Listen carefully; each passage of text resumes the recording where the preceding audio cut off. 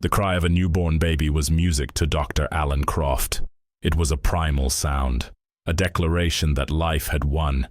He smiled behind his surgical mask, cutting the umbilical cord of a red-faced baby girl who was wailing in protest at the sudden change in her environment. "Welcome to the world, little one," he said softly. He handed the baby to a nurse to be cleaned and swaddled. The young mother on the table, exhausted but radiant, looked at him with grateful eyes. "Thank you, doctor. Thank you." Alan just nodded. It was his job. His job was to bring new life into Havenwood, Oregon, and he loved his job. He left the delivery room, shed his scrubs, and returned to his office. Croft Pediatrics wasn't large, but it was bright and clean. The walls were painted a pale yellow, dotted with cartoon animal stickers. He believed a friendly environment helped his little patients feel less afraid. He sat down at his desk and looked at the photo in the frame. His wife, Sarah, was laughing. Her blonde hair was blowing in the wind. His daughter Lily was sitting on his shoulders. She was only 7 in that picture. Now she was 8, a smart and active little girl, just like her mother. Alan smiled. He had a good life, a happy family, a meaningful job in a quiet town. He couldn't ask for more. The phone on his desk rang. He picked it up. "Dr. Croft speaking." The voice of Sheriff Jim Brody came from the other end. "Alan, are you at the clinic? I'm on my way. We've got something." Jim's voice sounded tense. "What is it, Jim?" "A child." "We found a child, a little girl wandering alone in the Umpqua National Forest. No papers, not talking. She doesn't look good." Alan felt a knot in his stomach. "All right, just bring her here. I'll wait." 15 minutes later, the sheriff's patrol car pulled up in front of the clinic. Jim Brody, a large man with a thick mustache, got out. Following him were a woman and a small girl. The girl was skinny, wearing a dirty dress that was too big for her body. Her black hair was tangled, full of leaves and small twigs. She kept her head down, hiding behind the woman. "This is Martha, my wife," Jim said. "The girl seems to trust women more." Martha gave Alan a gentle smile. "She hasn't said a word since we found her, just stares." Alan nodded. "Come on in." He led them into an examination room. He spoke to the girl in the softest voice he could manage. "Hello. I'm Dr. Allen. I'm not going to hurt you."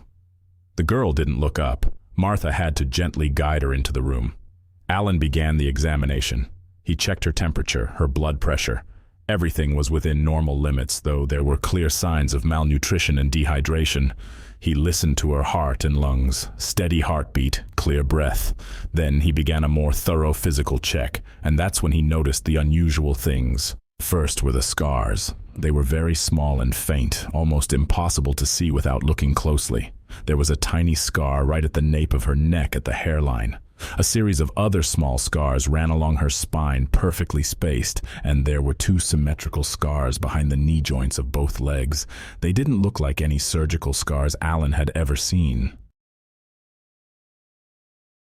They were made with incredible precision. Alan frowned. "Did you fall or get hurt?" The girl shook her head, still not looking up. Alan decided to check her reflexes. He gently took her hand. He was a bit surprised by its flexibility.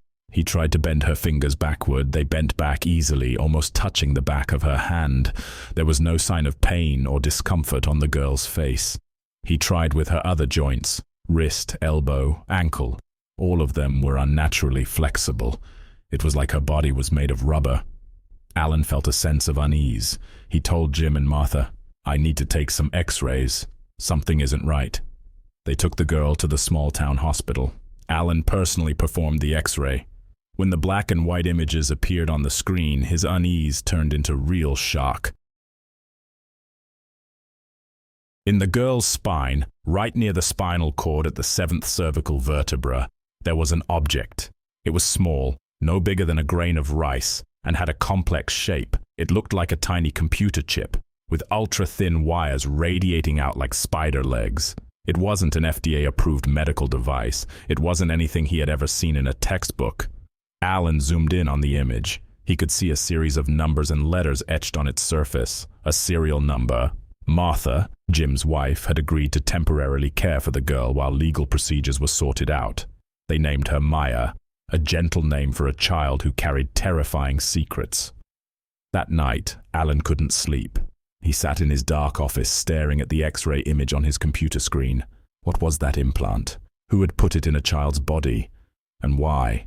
He tried to look up the serial number online. He tried every search engine, every medical database he had access to. The result was always 0. The number didn't exist. It was as if it came from another world. He decided to send Maya's blood sample to a leading genetics lab in Portland. He couldn't tell the truth. He made up a story about a rare genetic disorder he suspected. He hoped they could find something. Anything. A few days passed. Maya began to settle in at the Brody's house.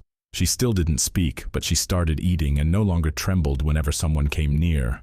Alan visited her every day. He tried to talk to her, to play with her. But she remained a wall of silence. One evening, as Alan was locking up the clinic to go home, a man stepped out of the shadows of the parking lot. He was young, about 20. He was thin, wearing a hooded jacket that hid most of his face, but Alan could see his eyes. They were wary and held a weariness that no young person should have. Dr. Croft. His voice was low and hoarse. Alan was startled. "Can I help you?" The young man stepped closer. "Stop. Stop looking into that girl. Forget what you've seen. Hand her over to the authorities and let them deal with it. You don't know what you're poking at." Alan, a man of logic and reason, felt annoyed. "Who are you to tell me what to do? That's a child who needs help. I'm a doctor. It's my job." The young man shook his head. "This isn't a medical problem. This is something else. The deeper you dig, the more you put yourself and your family in danger. Listen to me. Back off before it's too late." With that, the young man turned and disappeared into the darkness as quickly as he had appeared. Alan stood there for a long time.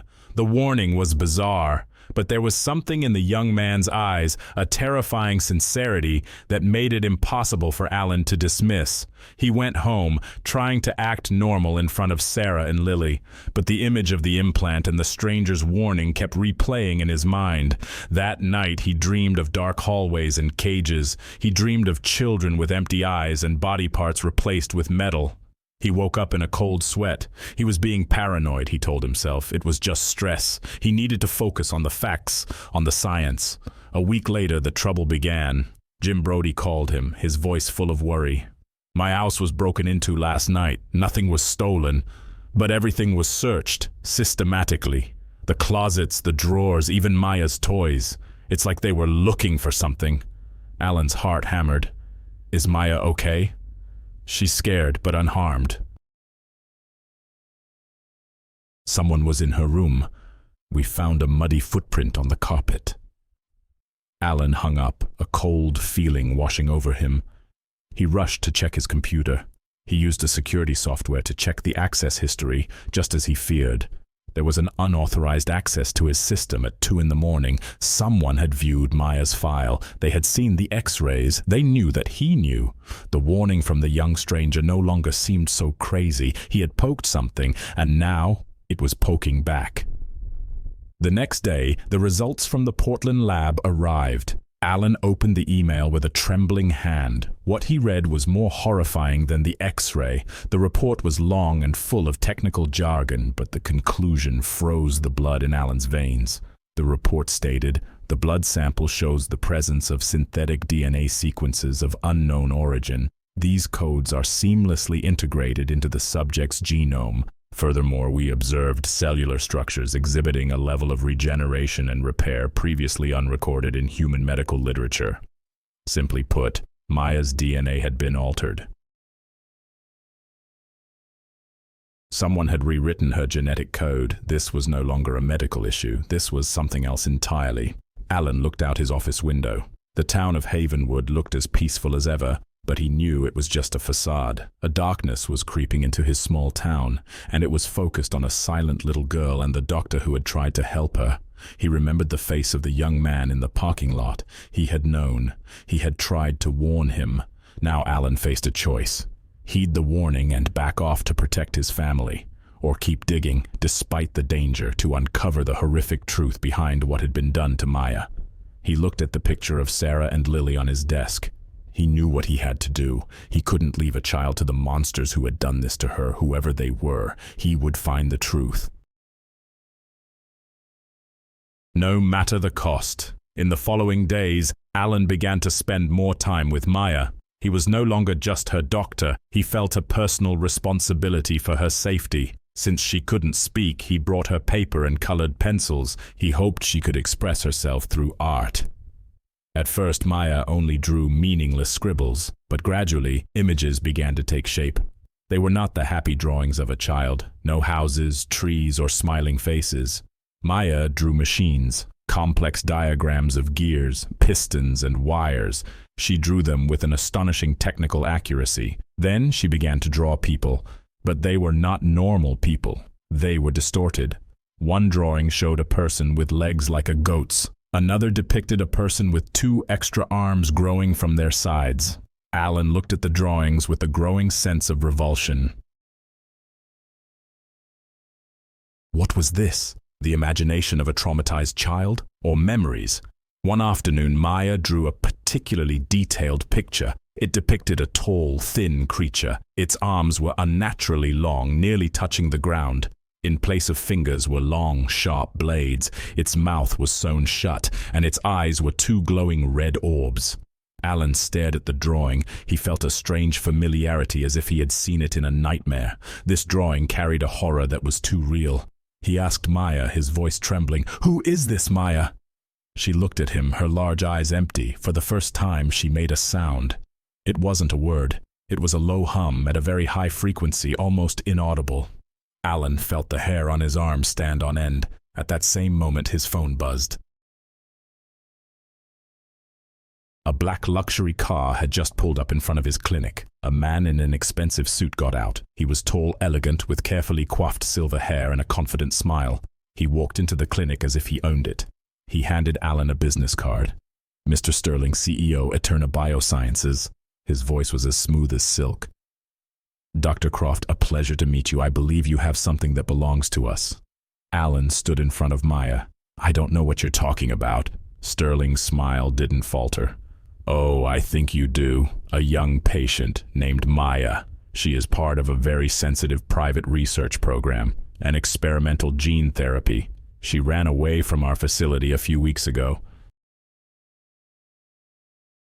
We've been very worried about her." Sterling placed a leather briefcase on Alan's desk and opened it. Inside was a set of very official-looking documents. A birth certificate for Maya with a different name. Legal guardianship papers belonging to Eterna Biosciences. Medical agreements signed by doctors Alan had never heard of. Everything looked perfect. Too perfect. "We'd like to take her home, doctor, and we are very grateful for your care." Sterling pushed a thick envelope across the desk. "Inside is $100,000, cash, just a small donation to your clinic to thank you for your discretion. All you need to do is sign this non-disclosure agreement." Alan looked at the papers, then at Sterling. His instinct screamed that this was a sham. Eterna Biosciences, he had never heard of them. He looked down at Maya. She was trembling, clinging to his leg. Alan made his decision. "I'm sorry, Mr. Sterling, but I can't hand her over to you without a court order and the presence of the police." Sterling's smile vanished. His eyes grew cold. "Dr. Croft, I don't think you understand the situation. You are making a very big mistake, a mistake that could affect more than just your career." Sterling closed the briefcase. "You will be hearing from our lawyers, and believe me, they are very good." With that, he turned and walked out of the clinic. Alan watched the black car disappear. He knew he had just crossed a line. The fight had begun. The threats were no longer vague. They now had a name, Eterna Biosciences. That night, as Sarah was driving home from a parent-teacher meeting, a black SUV with no license plates forced her car to the side of the road. It followed her closely for several miles, its high beams blinding her. Terrified, Sarah called Alan. Alan told her to drive straight to the police station. The SUV disappeared as soon as she turned onto the road leading to the station. The next day, Lily came home from school, pale. She said a strange man had been standing outside the playground fence. staring at her during the entire recess. He didn't say anything, just stared. Alan felt a cold rage rise within him. They were targeting his family. They were trying to intimidate him. He knew he couldn't fight them alone. He needed help. He needed to find that young stranger. He didn't know his name. He didn't know where to find him. He had only one clue: the online forum about missing persons and strange incidents he had stumbled upon while searching for information about St. Jude's, a name that had briefly appeared in an old report. Alan posted an anonymous message. Havenwood, X-ray patient. I need to talk. Be careful. He didn't know if the person would see it. It was a shot in the dark, but he had no other options. 2 days later, he received an email from an encrypted address. Old Mill Cafe, midnight. Come alone. Alan went to the abandoned cafe on the edge of town. The place had been closed for years. The paint was peeling. The windows were broken. He stepped inside, the sound of his footsteps echoing in the empty space. The young man stepped out of the shadows. I told you to stop, he said. Alan replied. They threaten my family. I can't stop. I need to know the truth. The young man looked at him for a long time. Then he sighed. My name is Samuel. Everyone calls me Sam, and you really don't want to know the truth, Doctor. But Sam told him.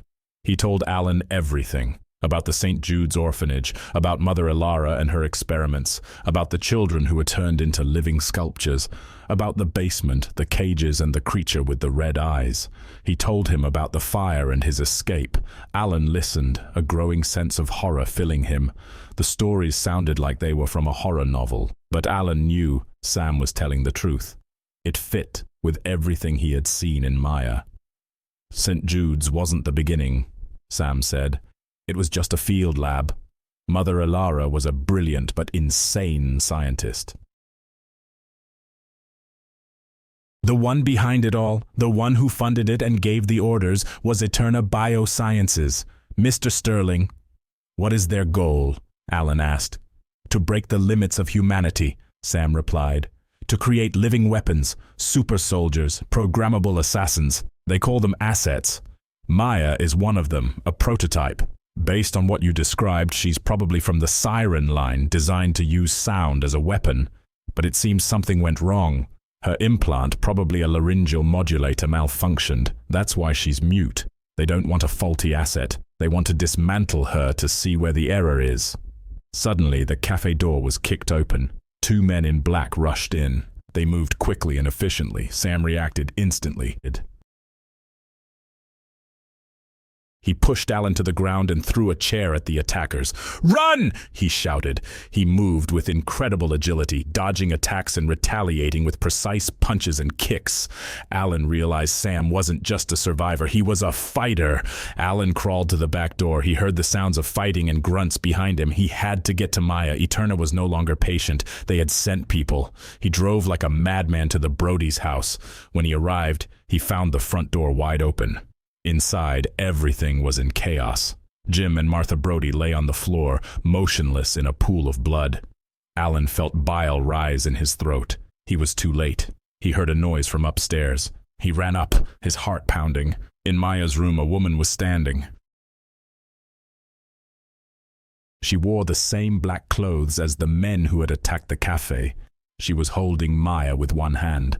Maya was struggling in vain. The woman turned to look at Alan. She smiled a cold smile. The game is over, Doctor, she said, but before she could do anything, a figure burst through the window, shattering the glass. It was Sam. His face was bruised, and he had a cut on his forehead, but he was still standing. He rushed at the woman, separating her from Maya. A fierce fight broke out. The woman was strong and ruthless, but so was Sam. They exchanged blows that could have killed a normal person. Alan grabbed Maya and pulled her out of the room. Run, Maya! Run! He shouted. He turned back to help Sam. The woman had pulled out a knife. She lunged at Sam. Sam dodged, but the blade grazed his arm, leaving a deep cut. Sam roared in pain, but he took advantage of the opening. He kicked the woman in the knee, causing her to buckle. Then he delivered a powerful blow to her temple. She collapsed, unconscious. Sam was breathing heavily. blood streaming down his arm. "We have to go," he said. "More will be coming." They found Maya hiding under the bed. She was trembling uncontrollably. Sam knelt in front of her. He said softly, "It's okay. We'll protect you." Alan looked at Sam and Maya, the doctor, the warrior, and the experimented child, an unlikely alliance. Now they were fugitives. They had nowhere to go. They had no one to trust. They only had each other, and a powerful enemy hunting them relentlessly. Alan drove without a destination. His family sedan seemed too normal for the extraordinary situation. Sam sat in the passenger seat, using a cloth from Alan's first aid kit to bandage the wound on his arm. Maya sat in the back, huddled in a corner, silent as always. "Where are you going, Doctor?" Sam asked, his voice tense. Alan shook his head. "I don't know. My house isn't safe. Nowhere in Havenwood is safe." Sam looked out the window, watching the familiar streets of the town slip by in the darkness. "There is a place, an old family hunting cabin, deep in the woods. No one would think to look for us there." Alan nodded. "That's a plan, at least for tonight." They drove in silence. The only sounds were the engine and Maya's uneven breathing. Alan glanced in the rearview mirror. She was staring out the window, her large eyes reflecting the streetlights. He wondered what she was thinking, if she understood the chaos happening around her. The cabin was small and dusty. It smelled of old wood and stale air, but it had a roof and a fireplace. Sam started a fire while Alan found some old canned goods in the kitchen cupboards, bean soup and crackers. It wasn't a hearty meal, but it was warm. They ate in silence, sitting on the floor in front of the fireplace. The dancing flames cast strange shadows on the wooden walls. After eating, Alan checked Sam's wound again. It was deep but had stopped bleeding. He disinfected it and bandaged it more carefully. "Thanks," Sam said. Alan just nodded. He was a doctor. Healing was his instinct. Maya had fallen asleep in an old armchair, curled up like a cat. Alan looked at her, a strong sense of protection welling up inside him. Sam spoke, breaking the silence. "We can't run forever. Eterna won't stop. They have endless resources. They will search everywhere." "I know," Alan replied. "So what do we do?" "Fight back," Sam said. "The only way to end this is to expose them. We need proof, incontrovertible proof, proof that no lawyer can refute." "Where is that proof?" Alan asked. Sam looked into the fire. "In their lab. Eterna must have a main facility somewhere in this area. That's where they conduct the worst experiments. That's where they store all the data." "What's your plan? Break into a highly secured biotech facility? Are you crazy?" Sam turned to look at Alan. His eyes were sharp. "I survived St. Jude's, Doctor. I escaped from a burning building while being hunted by a monster." "Compared to that, breaking into a lab is just a small challenge." Alan was silent. He looked at the steely determination on Sam's face. He realized that this young man would do it, with or without him. And he also realized that Sam was right. Running was not an option. He had to end this, for his family, for Maya, and for the memory of Jim and Martha Brody. "Okay," Alan said, "I'm in, but first I need to make sure my family is safe." The next day, Alan made the hardest phone call of his life. He called Sarah using a prepaid phone Sam had given him. He told her there was an incident at the clinic. A large pharmaceutical company was trying to steal his research, and they had made threats. It was a lie, but it was closer to the truth than he wanted to admit. He told her to take Lily and go to her sister's house in California immediately. "Don't tell anyone, don't take your phone, just go." Sarah was scared, but she trusted him. She agreed. Alan hung up, a mixture of guilt and relief washing over him. He had lied to his wife, but he had kept her safe. Now he could focus on the task at hand. For the next few days, the cabin became a temporary command center. Sam, with the skills he had learned living on the run, started gathering information. He used darknets and shadowy contacts to track down Eterna's facility. Alan focused on Maya. He tried to learn more about her abilities. He noticed that the high-frequency hum she produced seemed to affect electronic devices. When she was anxious, the lights in the cabin would sometimes flicker. Once the old radio turned on by itself. Alan began to conduct small experiments. He placed an old phone near Maya and monitored its reaction when she concentrated. He discovered that she could generate a weak electromagnetic field. It wasn't strong, but it was real. Meanwhile, Sam had a breakthrough. He had found it, an Eterna facility disguised as a data center called Cascade Data Solutions. It was located in a remote industrial park about 50 miles from Havenwood. Security was tight. Electric fences, infrared cameras, patrolling guards. It seemed impenetrable, but Sam had found a potential weakness. A large drainage pipe ran underground beneath the facility. It was large enough for a person to crawl through. If they could get past the security grates inside the pipe, they could get into the facility's basement. The plan was formed. It was reckless and dangerous, but it was their only chance.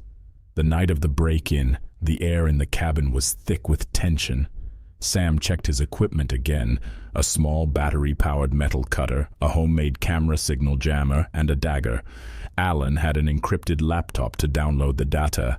He had set up a secure line to send whatever he found to a well-known investigative journalist he had contacted anonymously.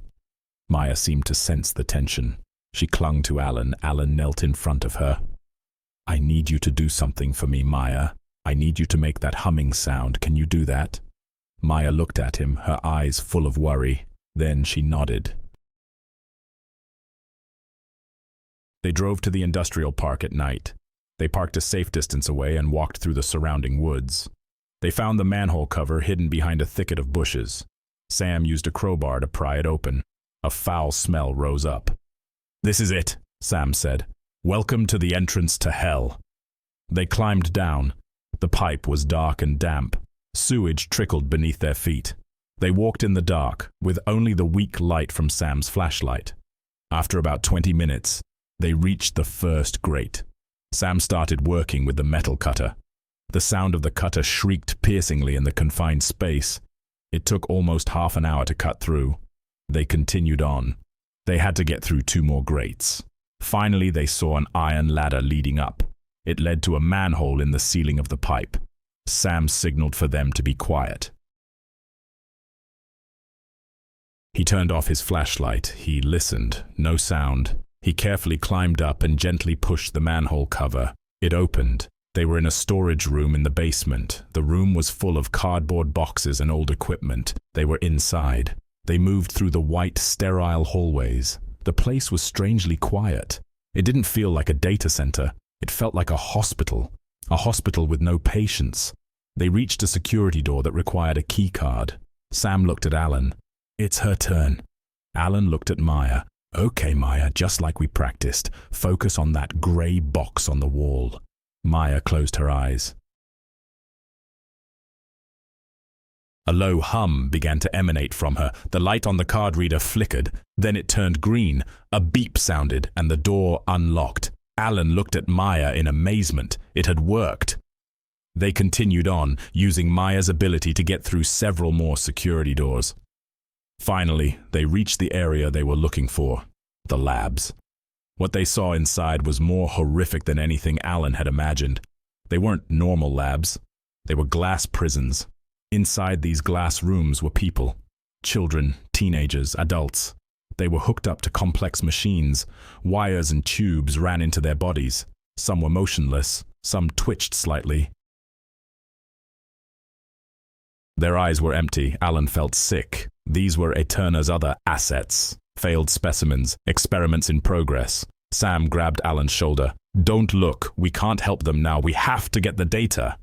They found the server room, a cold room filled with tall racks of humming servers. Alan connected his laptop. A password. Of course, there was a password. What was he going to do now? Sam pointed to a plaque on the wall. It read, "System Administrator E. Kraus." "Ilara Kraus," Sam whispered. "Mother Ilara's real name. Try it." Alan typed Ilara. Access denied. He typed Kraus. Access denied. He tried different variations. Nothing worked. Time was running out. A patrol could come by at any moment. Suddenly, Maya tugged on Alan's sleeve. She pointed at the keyboard. Then, she pointed at herself. Alan didn't understand. She pointed at the keyboard again. This time she pointed at the letters. Maya, it was a crazy idea, but Alan was out of options. He typed Maya, access granted. He stared at the screen. Why? Why was the password her name? Sam said, maybe Alara had some kind of sick affection for her, or maybe she's the key to something bigger. Alan didn't have time to ponder. He started the download process. Terabytes of data, experiment logs, surveillance videos, financial records, client lists. It would take time. The download was about 50% complete when the lights in the hallway turned red. A computerized voice echoed from the speakers. Warning! Unauthorized breach detected. Facility lockdown initiated. Damn it, Sam cursed. We've been discovered. He pulled out his knife. Alan tried to speed up the download process. 80%, 90%. A large screen on the wall lit up. Mr. Sterling's face appeared, elegant and furious. Dr. Croft, you really are a nuisance. I underestimated you, but the game is over. You will never leave this place. Sterling smiled. I have a little surprise for you, one of our most successful assets. Say hello to Specimen 17. A steel door at the end of the hallway opened. A dark figure rushed out. It was tall and thin, moving with terrifying speed. The blades on its fingertips created sparks on the floor as it ran. It was the creature from Maya's drawing, the monster from Sam's past. Sam pushed Alan and Maya back. This is my fight, he shouted. Go, finish the download. Sam rushed toward the monster. Two creatures born from the same nightmare clashed in the white hallway. The sound of metal on metal echoed, growls and screams. Alan turned back to the computer. 99% complete. The data had been sent. He disconnected the laptop. He grabbed Maya. We have to go. Sam was in trouble. The monster was faster and stronger. It had wounded Sam in the leg. Sam fell. The monster raised its bladed arm, preparing for the final blow. No! Alan shouted. And then something unexpected happened. Maya, who had always been silent and scared, stepped forward. She stared at the monster.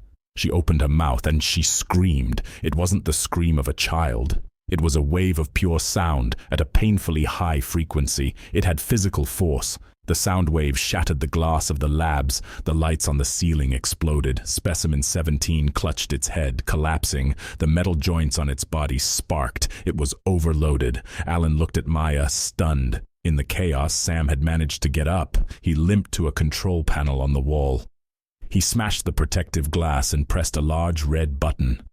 Self-destruct sequence activated, the computerized voice announced. 10 minutes to detonation. Sam turned to look at Alan. Go now. Alan hesitated. What about you? Sam smiled, a sad smile. A sad...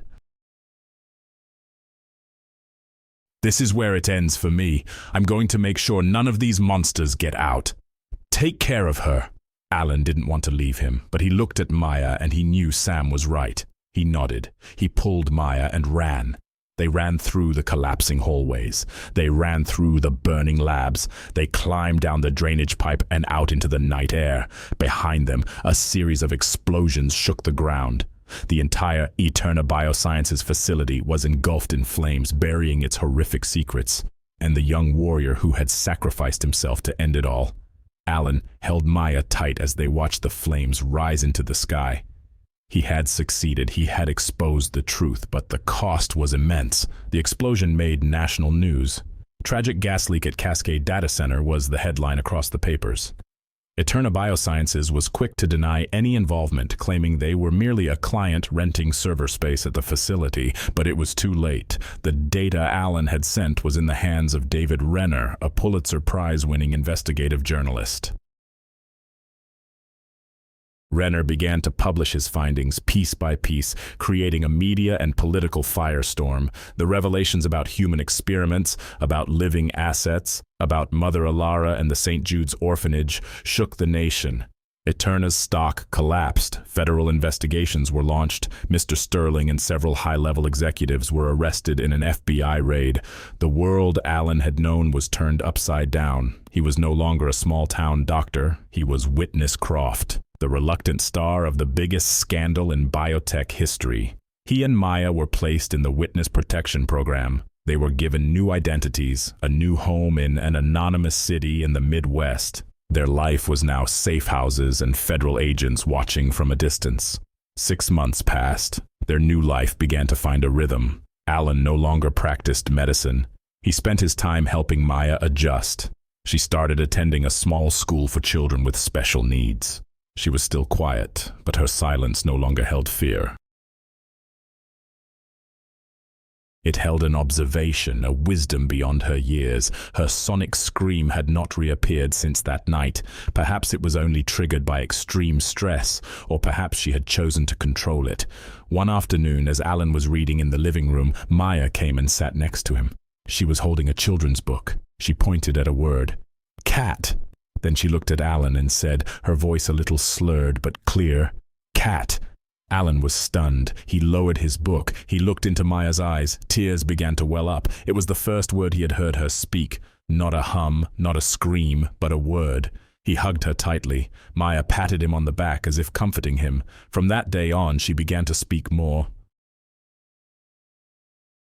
One word at a time. Then short sentences. She told Alan about her fragmented memories of Eterna, of white rooms, of needles, of strange dreams of sound and waves. She remembered nothing of her biological parents. Her first memory was of pain and cold light. Alan became her father, the only one she had ever known. Their life could almost be called normal. But Alan knew that the Eterna monster had many heads. Though Sterling was arrested, the client list he had downloaded showed just how far their network reached.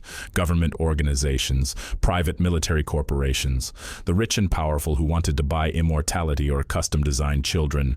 Many of them were still free. One night, Alan received an encrypted email. It was from David Renner, the journalist. The message was short. "They know where you are. One of the old clients, very powerful. They're not looking for data. They're looking for the asset. They're looking for the girl. Run." The familiar cold feeling returned. He had been naive to think it was over. He looked at Maya sleeping peacefully in her room.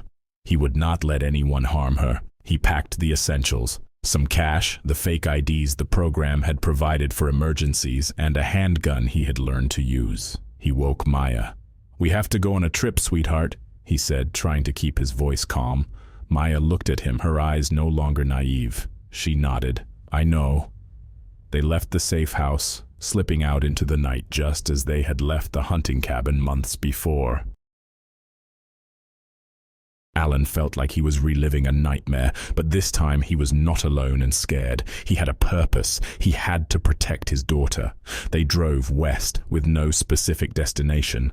Alan knew they couldn't run forever. They needed a sanctuary, a place where no one could find them. And then he thought of a place. Havenwood, the last place anyone would think to look for them, the place where it all began. They arrived in Havenwood at night. The town looked the same. But for Alan, it had lost its innocence. He drove to his old clinic. It was sealed, an asset in the federal investigation. But he knew of a basement entrance that no one knew about. He and Maya slipped inside. The place was cold and dusty, a ghost of his old life. He found some old medical equipment and supplies. He set up a temporary living space in the storage room. They would be safe here for a while. Alan began to use the skills Sam had taught him. He monitored the news obsessively. He searched for information on the darknets. He discovered who was hunting them, a tech billionaire named Marcus Thorne. Thorne was one of Eterna's biggest clients. His son had died of a terminal illness. Thorne had funded the Siren program in the hope of transferring his son's consciousness into a new, healthy body, a body that could heal itself. Maya was that body. Thorne didn't want her for her sonic abilities. He wanted her for her regenerative DNA. He wanted to steal her body to give his son a second life. Alan felt a rage. Thorne didn't see Maya as a person. He only saw her as a vessel. Alan knew he couldn't hide from Thorne forever. He had to face him. He needed a plan. He needed leverage. And then he realized he had it. It was Maya, not her DNA, but her ability. Alan began to work with Maya. He explained to her what was happening. He didn't sugarcoat it. She was smart enough to understand. He asked her if she could control her scream, if she could produce it at will. Maya tried. At first nothing happened, but after days of concentration, she was able to produce a small sonic wave. It was strong enough to break a glass. They continued to practice. Her power grew. Alan used his medical knowledge to monitor her health, making sure the use of her power wasn't harming her. He also built a small device, a personal dampener, to protect his own hearing. Then, Alan sent a message to Thorn. A direct message to one of his shell companies. "I have what you want, but you will never get it. Meet me alone, or your entire operation with Eterna will be leaked to your rivals." He attached a short video of Maya shattering a series of light bulbs with just her voice. He knew Thorn wouldn't be able to resist. Thorn agreed to the meeting. At an abandoned warehouse in Portland, the very same one where Sterling had failed. History had a strange way of repeating itself. Alan left Maya in a safe place with strict instructions. Then he went to the warehouse alone. Thorn was there, surrounded by a team of heavily armed mercenaries. Of course, he had lied about coming alone. "Where are you, Croft?" Thorn bellowed. "Where is the girl?" Alan stepped out of the shadows. "She's not here. Your game is over, Thorn. I've sent all the evidence against you to the authorities. Even if you kill me, you can't escape." Thorn laughed. A cruel laugh. "You think I care about the authorities? I own half the politicians in Washington. I just want the vessel. Give her to me, and I might let you live." "Never," Alan said. And then he put his hand to his ear, activating the dampener. He spoke a single word into the small microphone on his collar. "Now." Miles away, Maya sat in front of a device Alan had built. A sonic amplifier connected to the mobile phone network. She heard Alan's word through her earpiece. She took a deep breath and she screamed. Her scream, amplified and transmitted through the network, hit every electronic device in the warehouse. The mercenaries' phones exploded in their pockets. Their earpieces emitted a deafening shriek. The lighting system exploded, plunging the warehouse into darkness. The men screamed in pain, clutching their heads. They were disoriented and in shock. In the chaos, Alan acted. He wasn't a warrior like Sam, but he was a desperate father. He lunged at Thorn, tackling him to the ground. They struggled in the dark. Thorn was stronger, but Alan had the element of surprise. The police stormed in. They had been tipped off by Renner. They surrounded the warehouse. Thorn and his men were arrested. This time, there was no escape for them. A few weeks later, Alan and Maya sat on a beach in Oregon. They were no longer on the run. With Alan's testimony and the new evidence, Thorn's empire had crumbled. The world seemed a little safer. Maya was building a sandcastle. She was laughing. It was a sound Alan would never tire of hearing. "Do you think Sam would be proud of us?" Maya asked. Alan looked out at the ocean. He thought of the young warrior who had sacrificed his life. "Yes," he said. "I think he would." They sat there watching the waves crash on the shore. The past was still there, a scar that would never fade, but the future was different. The future was a blank page. Alan took Maya's hand. They had faced the monsters together, and they had won. Whatever came next, they would face it together. Not as doctor and patient, not as protector and protected, but as father and daughter.